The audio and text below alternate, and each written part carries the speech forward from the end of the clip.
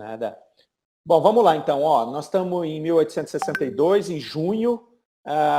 O senhor Sanson, nós estamos aqui analisando a segunda palestra do senhor Sanson, e ele se manifestou aqui pelo senhor Lemarie, o médium. Aquele senhor Sanson, só lembrando, é aquele que morreu, desencarnou, né, que era da Sociedade Espírita de Paris, e foi entrevistado logo depois que ele morreu, antes dele ser enterrado. Aí depois ele foi entrevistado novamente 4 dias depois, que é esta comunicação que a gente está avaliando agora. Nós paramos então na pergunta de número 7. Vamos retomar aqui. Vamos lá.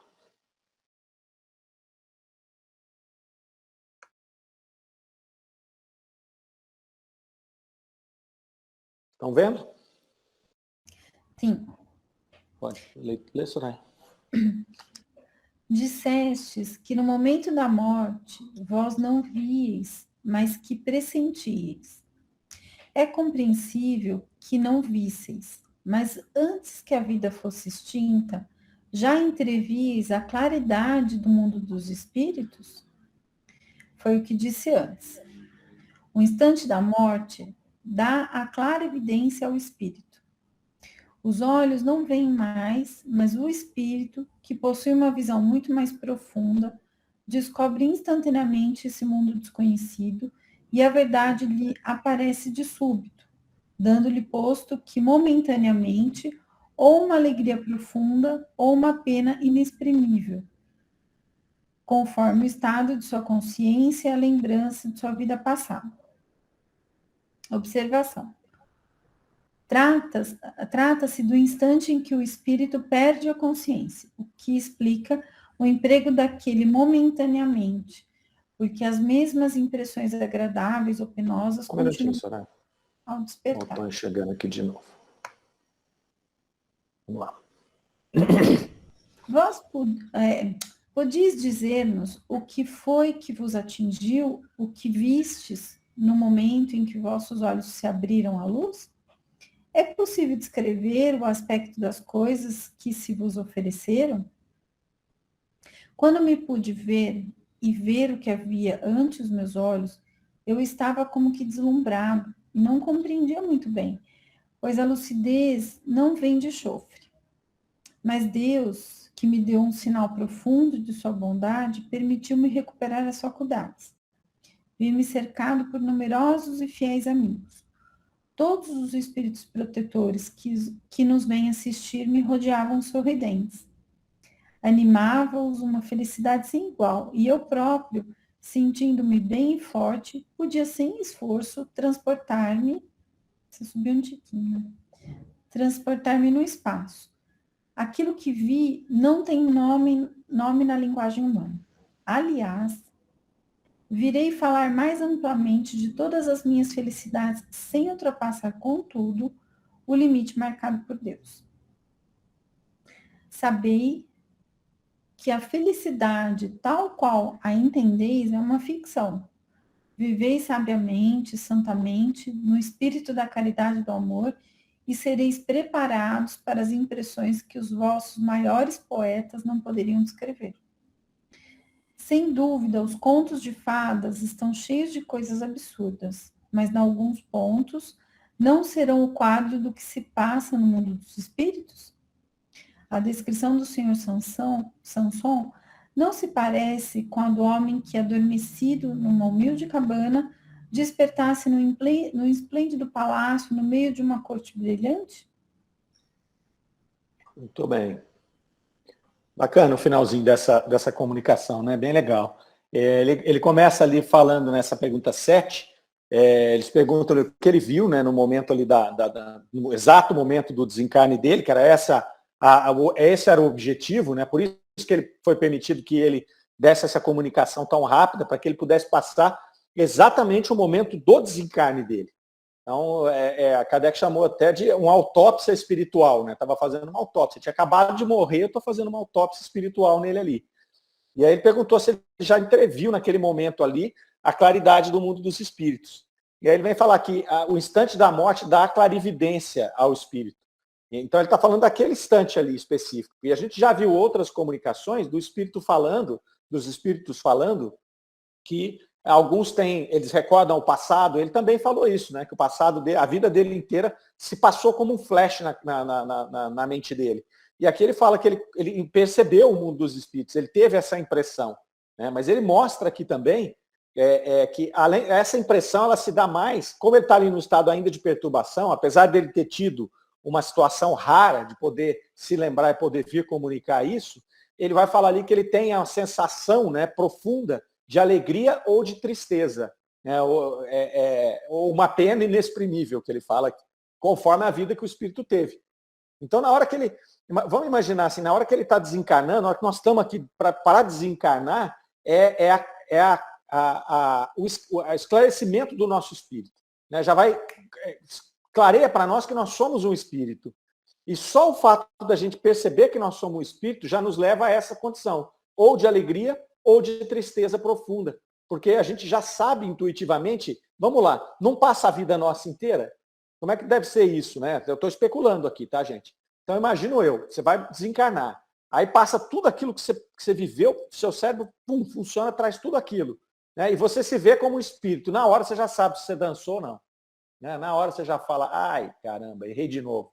Né? E aí você vai ficar angustiado. E se você fez um bom trabalho, né? Se você suportou o sofrimento, se você fez aquilo que você veio fazer, já vai te dar essa alegria profunda. Mas é interessante aqui que Kardec coloca na observação, né? Olha, trata-se do instante que o espírito perde a consciência, o que explica o emprego da palavra momentaneamente. Ele falou que dá uma clareza momentânea e depois o espírito perde a consciência. E aí ele entra ele perde a consciência, Kardec já nos falou na comunicação anterior, que a esmagadora maioria vai perder a consciência nesse momento, tanto que eles vão dizer que não sentem nada no desencarne, que é o que está lá no Livro dos Espíritos, que é justamente para facilitar o processo, né? Então o espírito perde a consciência, vai fazer todo o desprendimento dos laços, tudo, e depois o processo de perturbação, ou seja, quanto tempo ele vai levar para recobrar a consciência, que é o processo de perturbação. Ele é mais ou menos longo, que é aquele processo em que ele vai voltar, que ele vai despertar como um espírito mesmo. É do mesmo jeito quando a gente acorda num lugar estranho. Eu já contei para vocês aqui. Eu viajei a minha vida inteira. E no começo, quando eu comecei a viajar lá com 18 anos, era muito interessante, porque cada hora eu acordava num hotel, no lugar. Então eu acordava com uma sensação de confusão, de perturbação. Onde é que eu estou, o que eu estou fazendo, que lugar que eu estou, aquela situação bem confusa. Com o tempo, passado 1, 2, 3 anos, eu já me acostumei a acordar em lugares diferentes. Então eu posso acordar em qualquer lugar hoje que eu acordo, aí eu já lembro na hora onde é que eu estou, o que eu estou fazendo. Então, pensa no espírito, que é muito mais grave do que esse exemplo pífio que eu estou dando aqui. Né? Então, quer dizer, o espírito ele vai recobrando aos poucos e essa perturbação vai ser mais ou menos longa. Kardec vai falar assim momentaneamente aqui, porque é o que acontece. Momentaneamente ele tem essa clareza antes de perder a consciência aqui. Aí ele vai dizer lá, depois que... Como é que foi quando ele foi voltando? Né? Ele falou, quando pude me ver e ver o que havia diante de meus olhos, porque o caso dele é um caso atípico, porque ele teve um período de perturbação muito curtinho. Né? Já tinha um objetivo ali. Ele vai colocar, eu fiquei deslumbrado, né? Eu não compreendia muito bem o que estava acontecendo. Né? E aí ele vai falar lá, Deus me deu um sinal profundo de sua bondade, que foi o fato dele recobrar tão logo a consciência, e me chamou a atenção aqui, ele falou que os espíritos protetores vieram recebê-lo, até aí não tem novidade nenhuma, porque a gente já viu vários relatos, né, que a espiritualidade amiga vem nos receber, mas ele coloca aqui uma coisa bacana, né? Podia transportar-me sem esforço pelo espaço. Isso é uma característica já de um espírito mais desprendido. Né? O espírito, se ele estiver ainda muito materializado, se esse estado de perturbação dele for durar muito tempo, ele não vai conseguir fazer isso. Né? Muitos não sabem nem que estão mortos. Como é que ele vai conseguir viajar pelo espaço? Para você poder viajar pelo espaço, você tem que já estar consciente de que você é um espírito, né? E você já tem que ter esse desprendimento para você poder fazer isso. Ele pôde fazer. Né? E aí é interessante, ele vai falar outra frase aqui, aquilo que vi não tem nome na linguagem humana. Também a gente tem vários espíritos que comunicam isso ao longo da revista inteira, falando, né, que eles não tinham como expressar o que eles estavam vendo, eles não tinham como expressar o que eles estavam vivendo, porque nós não temos ponto de referência, nós não temos palavras para ele expressar. Achei bem bacana aqui. Né? Aquilo que vi não tem nome, não tem nome na linguagem humana. Por isso que a espiritualidade também vem se desnudando ali devagarzinho, doses homeopáticas, né? Porque é preciso que a gente receba as informações, faça ali, né, a interiorização disso para receber a próxima. Então, é levantar o véu, né? A doutrina espírita veio levantar o véu sobre o ensinamento do Cristo, Kardec nos disse, lá no Evangelho, veio levantar esse véu, mas não pode levantar o véu de uma vez, né? Porque vai acontecer a mesma coisa. São etapas, a gente tem que vir amadurecendo. Então, gostei muito quando ele falou isso aqui, né? Que aquilo que vi não tem nome na linguagem humana. O que será que ele viu? Né? Ele deve ter visto essas, sei lá, essas construções magníficas que depois foram sendo mostradas para nós e assim, a gente tem muitas comunicações na revista que eles vão falar que eles não tinham permissão também para apresentar. Então, tem um artigo que o cidadão vai para o plano espiritual, retorna, e ao retornar ele fala, olha, o que eu vi, não me é permitido falar, e vocês não iam. Eles pediram para que eu não relatasse justamente porque vocês não iriam entender. Não tem como entender isso, né? Então é como a gente fica hoje. Às vezes você vê um relato, e que pese que ele pode estar contaminado ou não, né, por alguma impressão do próprio médium ou não, mas a gente não tem como fazer. A gente fica sempre fazendo as nossas referências. Sempre pegando daqui, né? Então, você relata uma coisa, a gente imagina como é que ela poderia ser lá se aqui não seria possível. Mas nós estamos colocando as leis da física e as leis da química do mundo material da Terra para poder avaliar esse fenômeno que está sendo descrito. Então, muita calma nessa hora, né? Para a gente não atropelar e tem que averiguar, tem que verificar se outros espíritos vão dar o mesmo relato, que linha que vai seguir esses relatos, mas a gente sempre tem que entender que a cópia imperfeita somos nós, né? Que Erasto falou na própria revista que nós somos uma cópia imperfeita do plano espiritual. Nós somos a cópia imperfeita, não é lá. E a gente faz o contrário, né? A gente imagina que aqui estão todas as nossas leis e que lá deveria ser regido por essas mesmas leis aqui. Vou dar só uma parte aí. Claro, pode falar. Sexta-feira nós estudamos o Céu e o Inferno. É o Vitor que dirige, ele está aí. A Vera participa também, a Dona Nória. E nós estamos nas comunicações dos espíritos felizes. Até eu brinco, eu falo, gente, mas com esses relatos aí, dá vontade de se encarnar rápido, porque é cada coisa bonita. O Vitor Hugo pode ajudar mais aí. Muito interessante. Que é bem isso que você está falando, né? Marlene, a gente não fica querendo desencarnar logo, porque a gente não tem muito bem a certeza se a gente vai estar ali, né? Não, a gente tem certeza absoluta que não vai, né? Aí eu digo assim, gente, por enquanto está uma beleza, eu quero ver a hora que chegar nos infelizes, que é a nossa turma. Esse aqui é o medinho, né? Esse aqui é o medinho. Pois não. Também, quando começou aí hoje a Soraya lendo, ele fala que ele não viu com os olhos da matéria, que ele viu com os olhos do espírito, que é muito mais amplo.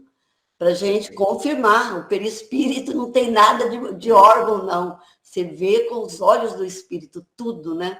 E ele fala bem assim no começo, né? Os nossos órgãos são limitantes, né? São limitantes. E é o caso, é a mesma coisa. Como é que funciona a visão, né? A visão, a gente pega a luz, o nosso aparelho especialista aqui para fazer a captação da luz são os olhos, e aí ele vai fazer todo aquele processo complexo de levar para o nosso cérebro que vai criar aquilo que a gente está vendo. É interessante isso. O doutor Alberto Ferrante falou, a gente estava discutindo esse tema um dia, há umas 3 semanas lá no Livro dos Espíritos, do sábado, e ele estava falando sobre como o cérebro funciona nesta questão de você ver. Então ele citou uma maçã. Ele falou assim, se você vê uma maçã, o seu cérebro cria a imagem da maçã. Se você pensar numa maçã, o seu cérebro cria a mesma imagem. Entendeu? Então, quer dizer, é uma criação, né, do próprio espírito que vai fazer ali. Ele vai fazer a tradução através desse órgão especializado que a gente tem. Quando você desencarna, você não precisa desse órgão especializado mais. É por isso que os espíritos falam, a nossa visão fica 360 graus. Dependendo do grau de elevação e já de consciência e de desprendimento do espírito, ele pode ver o que está acontecendo agora lá em Paris, né? Não, já pensou que luxo, hein, Marlene? A gente poder chegar aqui agora e falar, vamos dar uma olhadinha lá na Torre Eiffel, vamos ver a iluminada. Delícia, hein, Mário? A gente sentar na grama ali no trocadeiro e olhar a Torre Eiffel ali, né? E você Às vê o vezes eu condicionamento, faço né? isso, Sentar Mário. na grama, o espírito vai sentar onde? Conhecer, por exemplo, os Alpes. Ah, mas nessa encarnação eu não vou, mas eu posso ir em espírito, aí eu fico mentalizando. Mas a propósito disso, não sei se cabe aqui, mas me ocorreu. O Tony fala que nem para ser cego ele é cego direito, é mais ou menos. Mas tem um companheiro nosso, o Iris, eu não sei se vocês conhecem, ele participa, ele é cego zerado, né? E ele participa conosco da Joana de Anjos. Aí outro dia entrou no assunto e alguém fez essa pergunta para ele, se no sonho ele enxerga. Aí ele falou que não. Mas por quê? É um desdobramento espiritual, mas ele ainda não está na sua plenitude, né? Porque sei lá, pode ser que outro cego enxergue. Eu não sei. Mas uma vez também fizeram essa pergunta para o Tonho. Mas para o Tonho é diferente, porque como ele ainda tem um pouco de visão, ele tem registros no cérebro. Mas esse amigo nosso, o Iris, não. Então, fizeram essa pergunta para ele no grupo, ele falou, não. Eu não enxergo, nem no sonho. Mas olha só, Marlene, que interessante a gente especular, porque nós não somos cegos, a gente não pode, a gente não tem um conhecimento completo para isso. Mas não dá para a gente imaginar que ele, na verdade, óbvio, quando ele se desprende no sono, ele não é cego mais. Então ele vê as pessoas, ele conversa, ele vê a natureza. Só que como o aparelho, ele não registra, né? Porque o aparelho dele não tem essa referência para registrar. Pensa bem, verdade, pode ser isso mesmo. Eu sonhei com uma maçã. Eu acho que ele é cego desde criança. Pode ser isso. Isso casa com o que o doutor Alberto falou, né? Porque eu sonhei com uma maçã. Como é que o meu cérebro faz? Ele desenha a maçã, ele cria o desenho, o formato da maçã. Né? Então, enquanto o ser humano ali, que ele não tem essa visão, ele não vai ter essa referência. Né? Provavelmente, muito provavelmente, né, pelo que a gente estuda, o espírito dele, ao se desprender, ele consegue enxergar. Né? Mas quando ele desce, né? Quando ele volta para o corpo físico, ele não tem esse registro. Né? Eu acho que pode ser bem por aí, sim, Mário. Senão o espírito dele seria cego. A gente não nem lembrou de comentar isso com ele. Não tivemos esse insight. É legal, porque assim, uma pessoa que nasceu cega, ela não tem como fazer essa situação da maçã igual a gente faz. Para ela é diferente. Ela faz outro tipo de conexão, pelo cheiro, pelo formato. Então é outro desenho no cérebro, né? Ele não consegue fazer o desenho da visão que a gente tem. Eu também já mencionei aqui uma vez, quero mencionar novamente, né, que eu gostei muito, num filme que o cidadão era cego e uma moça vai explicar para ele as cores. Eu não sei se você já viu esse filme, é com o Brad Pitt. Filme antigo, muito antigo. E ela pega, por exemplo, ela pega um algodão, ele põe as mãos no algodão, ela fala, isso é o branco. Aí ela pega uma pedra quente, ele põe a mão na pedra quente, ele fala, isso aqui é o vermelho. Aí ela põe a mão dele na água, fala, isso aqui é o azul. Então ela vai passando para ele a forma como ela entendia as cores através do tato, que era a única, era o que era possível para ele, uma vez que cor não tem cheiro, né? Então, como que ele tinha que fazer? Através do tato. Eu achei muito legal, de uma sensibilidade. Você lembra o nome desse filme, não? Eu não lembro, não, mas eu vou pesquisar, eu vou pesquisar. Faz tempo, ele é cego. Depois parei de ver. Era o Brad Pitt que fazia o filme. Eu vou procurar. Eu acho que é o Val Kilmer, Mário, que faz. Val Kilmer. É o Val Kilmer. Chama A Primeira Vista. Pronto. Aí. É o Val Kilmer. É que depois ele trabalha com massagem, não é? Ele desenvolve o tato. É o Val Kilmer mesmo. Acho que o Brad Pitt não tinha nem nascido naquela época. O deficiente visual trabalha muito com massagem, sabia? Tinha a dona Edna que desencarnou aqui, até foi o Covid ela desencarnou, final do ano passado, ou começo desse ano. Ela fazia massagens e ela era cega, assim, zeradinha também, de nascença. Desenvolve muito, né? O tato. Como chama mesmo, Kátia, A Primeira Vista? A Primeira Vista, é bem legal esse filme, eu já vi ele várias vezes. Eu vou até anotar aqui para eu ver de novo. Outro dia eu vi os 7 anos no no Tibete de novo. No Tibete. Aí é do Brad Pitt. Esse é do Brad Pitt, exatamente. Também muito legal. Vale a pena ter no Netflix. Mais algum comentário? Se não, voltando aqui, só no finalzinho desse trecho aqui, ele vai falar que ele vai voltar para passar mais amplamente essas felicidades, essas impressões dele. E aí ele faz aquela pontuação que a gente está falando agora, ó, sem ultrapassar com tudo, não consegue, ele não pode fazer, trazer, naquele momento era muito mais evidente ainda, ele não podia trazer as informações nuas e cruas, porque ele tinha esse limite estabelecido ali, né? A própria espiritualidade que estava coordenando aquele movimento da doutrina espírita devia orientá-los. Ó, isso aqui não, ainda não. Né? Não dá, não tem jeito. Né? Não tem jeito você explicar para as pessoas isso. Seria a mesma coisa que você mostrar um avião para uma pessoa na Idade Média. Então é interessante até porque os registros de Nostradamus, né? Vocês já devem ter lido alguma coisa sobre Nostradamus, todo mundo já deve ter visto alguma coisa. O que ele narrava, a gente pode observar que eram as máquinas, ele tinha uma visão, uma premonição de máquinas voadoras, tudo. Então você imagina, era uma coisa assim que ele não tinha nem como explicar direito aquilo. Uma coisa de metal voando e tal, uma coisa meio maluca, né? Uma coisa meio maluca. E os hindus têm essas paradas, né? Os hindus desenham, né? Os vimanas, eles desenham as naves espaciais, eles têm desenhos de 4.000 anos de naves espaciais como pilotava, manual de como pilotava, como quebrava a gravidade. Quer dizer, que jeito que eles tinham acesso àquilo, a gente ainda não sabe. Né? Se eram espíritos que se lembravam de processos de mundos tecnologicamente mais avançados e trouxeram, se por acaso essas naves visitaram a Terra aqui, eles descobriram como elas funcionavam, tiveram acesso a isso, não se sabe, mas está lá o desenho. As naves não têm solda, igual a gente foi depois descobrir o aço, como é que soldava o aço. É um negócio muito maluco, né? Então, como diz o filósofo, há mais coisas, Shakespeare, né? Falava isso, há mais coisas entre o céu e a terra que pode supor nossa vã filosofia. A gente acha que sabe um monte de coisa e aí começa a fuçar, fala, cara, como é que esse povo sabia dessas coisas? Beleza? Vamos continuar aqui? Vamos lá. Junho. Então, o senhor Sanson, terceira palestra, 2 de maio de 1862. Sob que aspecto se vos apresentaram os espíritos? Sob a forma humana?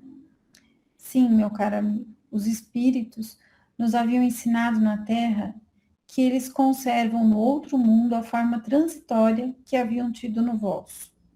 É verdade. Entretanto, que diferença entre a máquina informe que se arrasta penosamente com o seu cortejo de provas e a maravilhosa fluidez do corpo dos espíritos.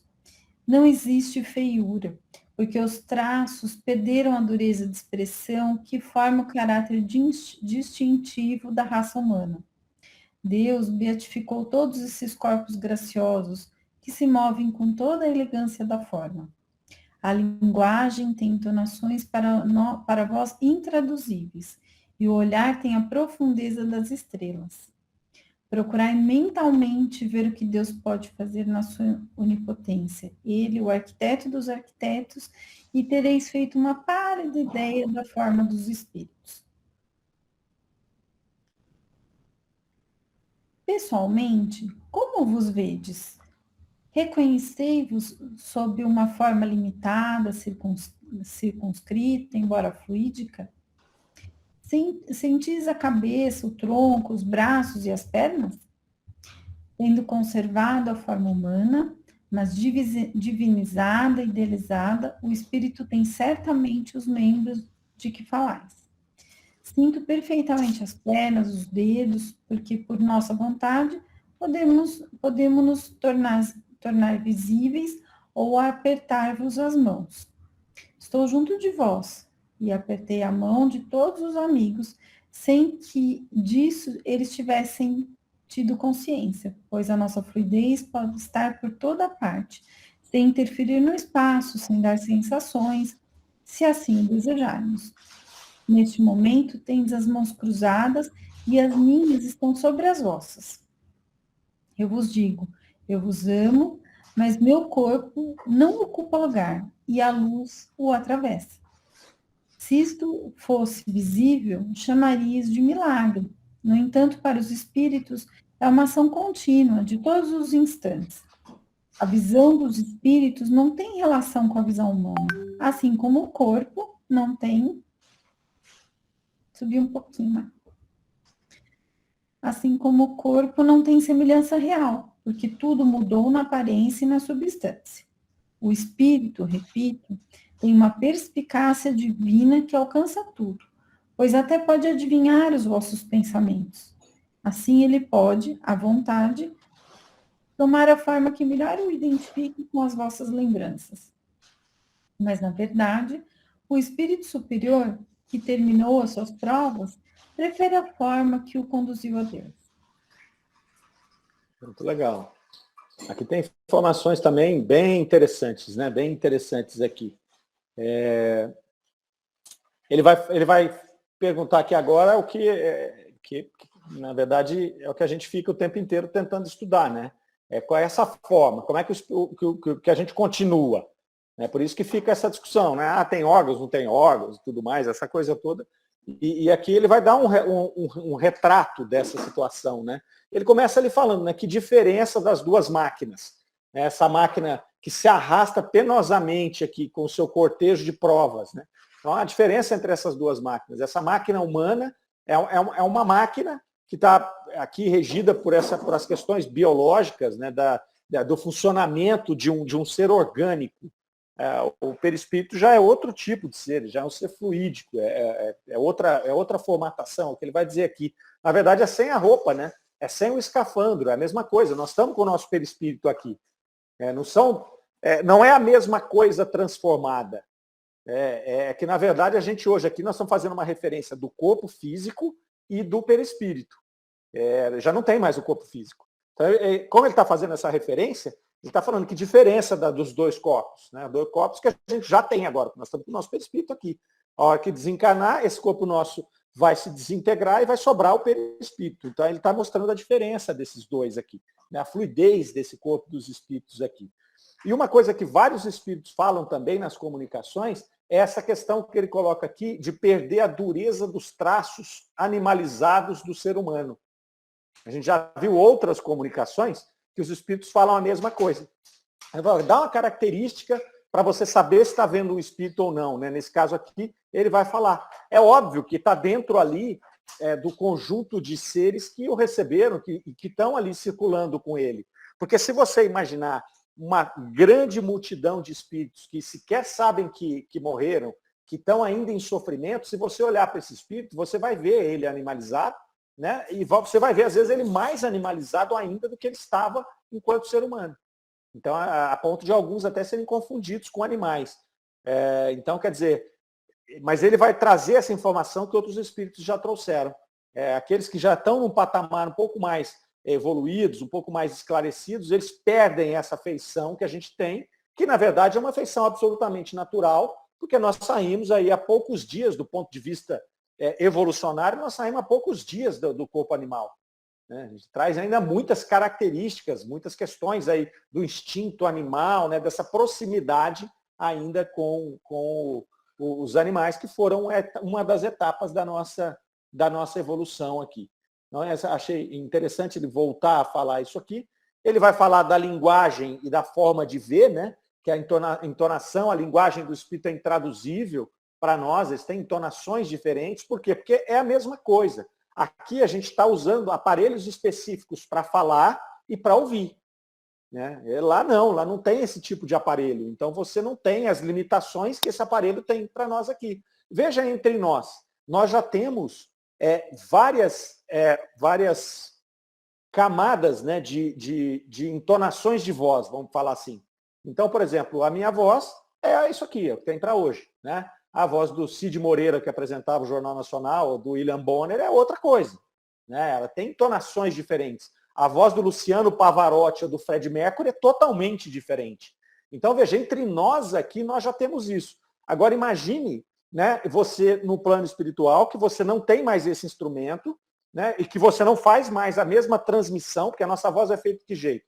eu vou emitir o som aqui, eu faço os movimentos, minhas cordas vocais vão vibrar, vão fazer alterações aqui, né, nas ondas sonoras que estão circulando aqui. O outro aparelho especialista, que é o ouvido, vai captar essa onda, né, e vai levar para o meu cérebro, que vai traduzir isso naquilo que eu estou falando. Então, esse é mais ou menos um mecanismo, assim, de maneira muito leiga, né, que é o fato da gente emitir a voz e do outro captar. E nós já temos essas diferenças de entonação. Então, você vê esses cantores líricos, os cantores de modo geral.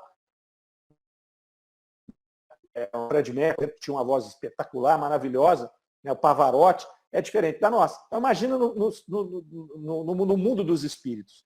Tanto que você tem, em 59, comecinho de 59, a música no plano espiritual, aquelas duas comunicações de Mozart e de Chopin, que eles vão falar lá que eles participavam tinham uma orquestra, eles faziam a música lá, e os espíritos que faziam a música usavam como instrumento, que seria para nós as cordas vocais. Eles usavam a própria garganta.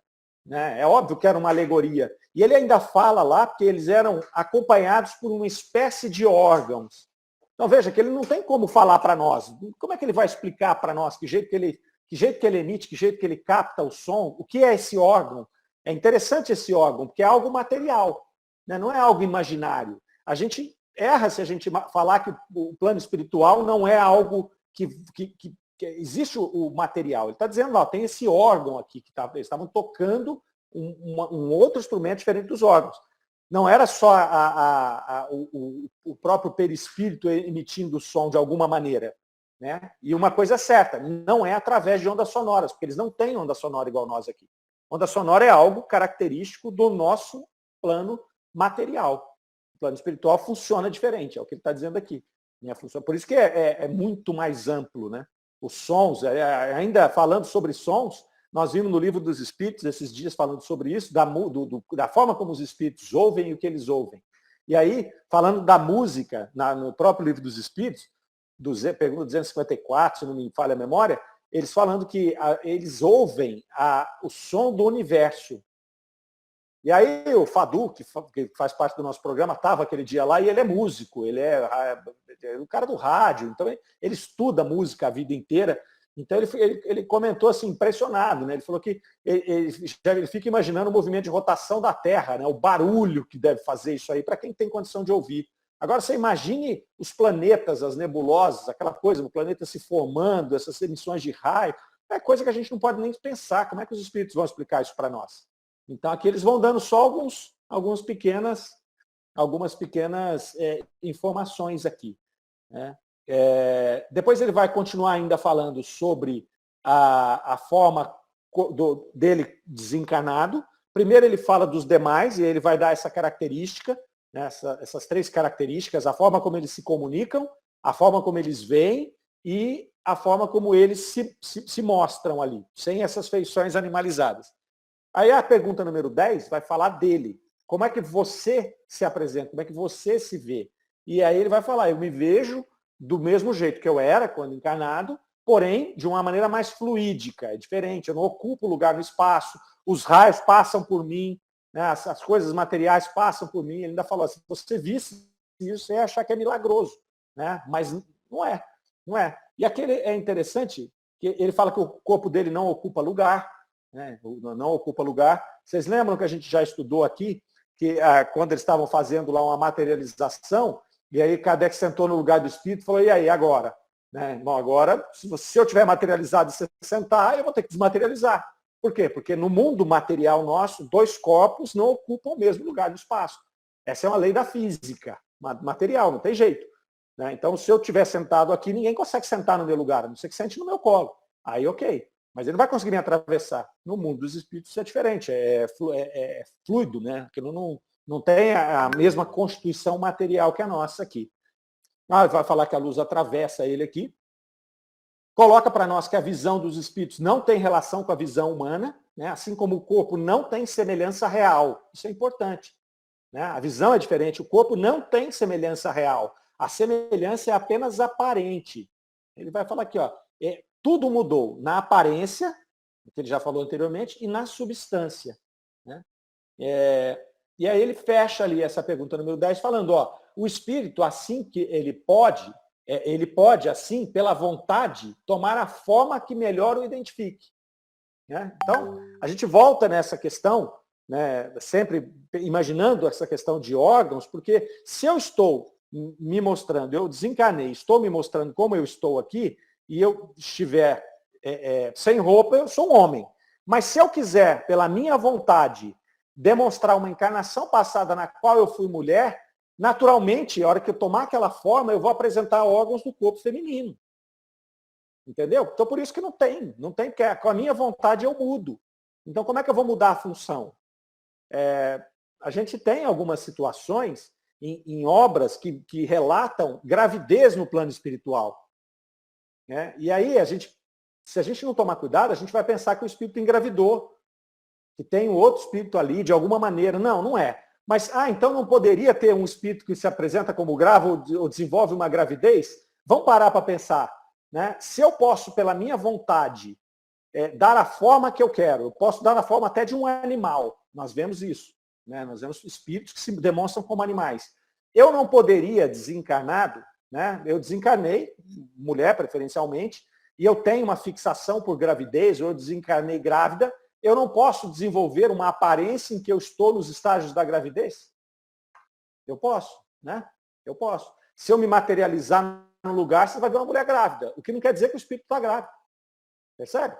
E ele pode, inclusive, fazer todo o processo. A pessoa se imaginar grávida, vamos pensar que ela vai imaginar o processo, hoje eu estou de 1 mês, amanhã eu estou de 3, depois eu estou de 5, depois eu estou de 9. Você vai olhar, e se você não estiver atento a essa situação, que ela está fazendo isso de forma apenas aparente, pela sua vontade, você pode inferir que o espírito passa por algum fenômeno de gravidez física. Não é. Né? Não é. Vocês entenderam o que eu coloquei, o exemplo que eu dei? Né? Então ele vai... Aqui na Terra existe gravidez psicológica? Perfeitamente. Perfeitamente. Né? Na Terra tem. Lá não é diferente. Né? Lá não é diferente. É que você vê isso, e às vezes até um espírito dá uma comunicação e fala desse processo, mas talvez ou ele não entendeu, ele viu isso e achou que era um processo de gravidez, ou não teve como ele expressar que jeito isso aconteceu, o médium não captou e escreve isso. Né? Cabe a nós estudarmos com mais profundidade para entender como é que é esse processo. Né? Porque não há nenhuma possibilidade, pelos estudos que nós temos até hoje, de um espírito engravidar. Como é que ele vai engravidar? Né? Não tem. Ele engravida, daí de repente, pela vontade dele, ele quer se transformar em outra coisa. Faz o quê com o tal do feto? E esse feto é o quê? Percebe? Não tem lógica, não tem cabimento, não cabe em lugar nenhum. Mas ele pode se apresentar assim. Pode se apresentar assim. Tanto é que os espíritos, às vezes, eles se apresentam e falam, meu cabelo cresceu, eu estou barbudo, cabeludo. Por quê? Porque ele sabe o seguinte, se eu ficar aqui 1 ano sem cortar o cabelo e a barba, qual vai ser a minha aparência na hora que eu olhar no espelho? Cabeludo e barbudo, não é? Então, se eu estou no plano espiritual, não sei que eu morri, vai passar o tempo e às vezes, inconscientemente, eu vou me apresentar para aquele que está vendo cabeludo e barbudo. Meu cabelo cresceu no plano espiritual? Não vai crescer, não tem mais cabelo. Né? Não tem mais o cabelo com a forma que ele é. Não tenho. É o meu perispírito que está por esta imagem que ele está se materializando ali, né, que ele está se expressando ali, é que ele vai fazer esses fenômenos acontecerem. Por isso que a gente vê também pessoas que normalmente quando você vê uma pessoa que já está um pouquinho mais esclarecida enquanto espírito e ela se mostra ainda como ela tinha a última encarnação, normalmente ela se mostra mais jovem, numa parte ali da vida dela, né, que provavelmente vai ser a parte que ela mais se identificou. Né? Essa é a parte que ela mais se identificou. Então, se eu desencarnar agora, eu não vou aparecer para vocês, a não ser que seja por necessidade, com a minha barba branca. Se aqui a gente vai lá e compra um shampoozinho e passa na barba, você imagina no plano espiritual que eu posso? Vou aparecer com a minha barba mais cheia, bonitinha, sem um fio de cabelo branco, sem nada. Mas que lá a gente rejuvenesce, não estou doida para rejuvenescer, não. Prefiro ficar mais velhinha por aqui, por hora. Exatamente. Mas já que morreu, né, Marlene? Já que morreu, eu quero melhorar. Vamos ter estilo, né? Já que morreu, vamos ter estilo. Cabelinho pretinho, castanho. Eu tô achando que as possibilidades são muito boas. Exatamente. Tem óculos, já pensou que maravilha? Enxerga tudo. Sem nada, de 20 e poucos anos, entendeu? Não tem que ir na academia para ficar fortão, para ficar magrinho, para ficar não sei o quê. Só mentalizar. Né? É uma pena que depois que a gente desencarna, a gente não tem valor nenhum mais para a gente, se estiver desperto, não tem valor nenhum mais. Eu posso, mas não quero mais. Tanto faz o jeito que você vai me ver. Não é? Tanto faz o jeito. Eu não vou gastar energia para ficar me mostrando fortão, bonitão. Né? Não esquece isso, não faz diferença nenhuma.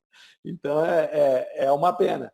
Mas é muito interessante essa colocação dele aqui, né? Que eles vão trazendo várias comunicações que vão esclarecendo essas coisas que tem, e que muitas vezes é porque foram colocadas informações e que a gente, por falta até de um estudo um pouco mais aprofundado, acaba confundindo um pouco as coisas. Né? Isso que é legal, aprofundar no estudo, olhar linha a linha, né? Às vezes você lê esse texto aqui, você não capta essas coisas. A gente está captando o que a gente está lendo assim, olhando com lupa, né? Linha a linha.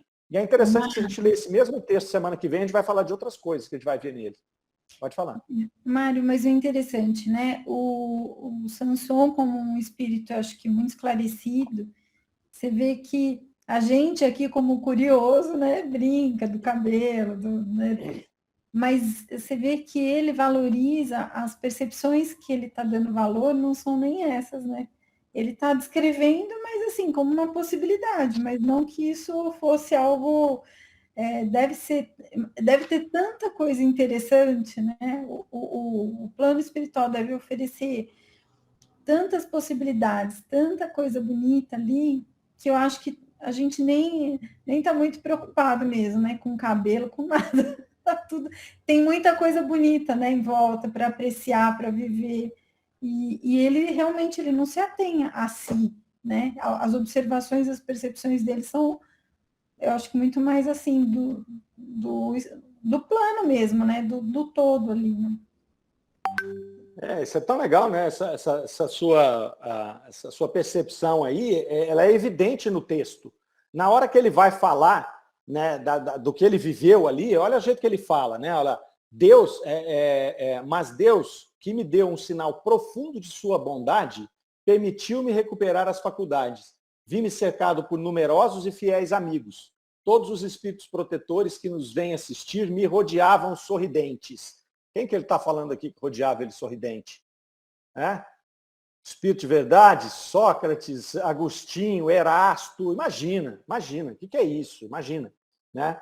Se a gente se sente bem quando a gente encontra um amigo, uma pessoa que tem afinidade com a gente, né? Aquelas pessoas que você se encontra e que você percebe que ela tem um algo mais, né? Aquela pessoa que você gosta de estar perto, a gente fala que ela tem uma energia diferente, mas são os fluidos dessa pessoa, às vezes são mais leves do que o nosso, nos tranquilizam, né? Agora você imagina esse espírito se deparando, né, com esse patamar de espírito que ele estava mencionando aqui. Né? Espíritos muito superiores que estavam aqui para construir a doutrina espírita, estavam em missão aqui. Então eles já estavam muito mais avançados. Então imagina isso aqui. Né? Nós falamos aqui lá quando a gente estava estudando o perispírito, do J.J. Benítez, quando ele descreve o encontro dele com Jesus. Né? Não sei se vocês lembram disso, lá no livro Operação Cavalo de Troia. Eu até mandei. Nós falávamos disso lá no livro dos Espíritos pessoalmente, Soraya. Nós falamos desse trecho. Né? No livro Eram os Deuses Astronautas, o primeiro livro, J.J. Benítez transporta através de uma máquina para a época de Jesus e ele relata a primeira vez que ele viu Jesus. Então é muito linda aquela descrição, não tem nada a ver com espírita, nada, mas ele faz uma descrição de Jesus chegando, ele fala assim, ele parecia um gigante. Né? Eu falo, fico arrepiado. Depois vocês pegam e leem, tem na internet essa descrição dele de Jesus. Ele parecia um gigante. Quando ele falava, parecia que tinha trombeta tocando, todo mundo parava para ouvir. O que é isso? É a autoridade moral. Imagina o perispírito de Jesus chegando num lugar. Né? Você imagina, ele devia imantar todo mundo. Por isso que as pessoas se dobravam. Né? As pessoas se dobravam a ele. Né? Se dobravam. Não tinha... que, na verdade, no momento da crucificação, todo aquele processo que ele passou, ele já veio para passar por isso. Porque senão ninguém põe a mão nele, não. Ninguém tinha coragem de tocar naquele homem, não. Era um negócio assim, ele conseguia dominar as pessoas pela própria vibração que ele tinha. Né? Pela própria vibração que ele tinha. Tanto que curava paralíticos, curava cego, curava todo mundo. Então, imagina a felicidade do nosso Samson aqui quando ele encontra esses espíritos, né? Que obviamente estão muito longe de Jesus, mas são espíritos que estão muito à nossa frente. Então tem esse grande choque que ele vai descrever aqui. E aí ele coloca lá, ó, animava-os uma felicidade sem igual. E eu próprio, sentindo-me bem e forte, podia, sem esforço, transportar-me no espaço. Não, veja, Soraya, a ênfase que ele dá nessa parte do texto, e depois ele fala, meio, parece que é meio borocochô, né? Ele está dando uma descrição somente ali, né, da questão física, né, aparente, de como ele era ali, como eles são. A gente pode se transformar no que quiser. É meio que assim, ele está respondendo as perguntas, ele veio para isso. Mas aqui ele está dando uma ênfase, né, enorme. Ele fala, aquilo que vi não tem nome na linguagem humana. Né? Aliás, virei falar mais, sem ultrapassar os limites marcados por Deus. É muito bacana até essa mudança de importância que ele dá, que você bem observou aqui. Eu achei muito, muito interessante. Mais alguma coisa aí, senhores? Não? Bom, se não, nós estamos encerrando essa comunicação aqui, e aí nós vamos deixar a próxima, que é a terceira palestra, já são 19h58, a gente deixa para o nosso retorno, né, no dia 19/1, tá certo?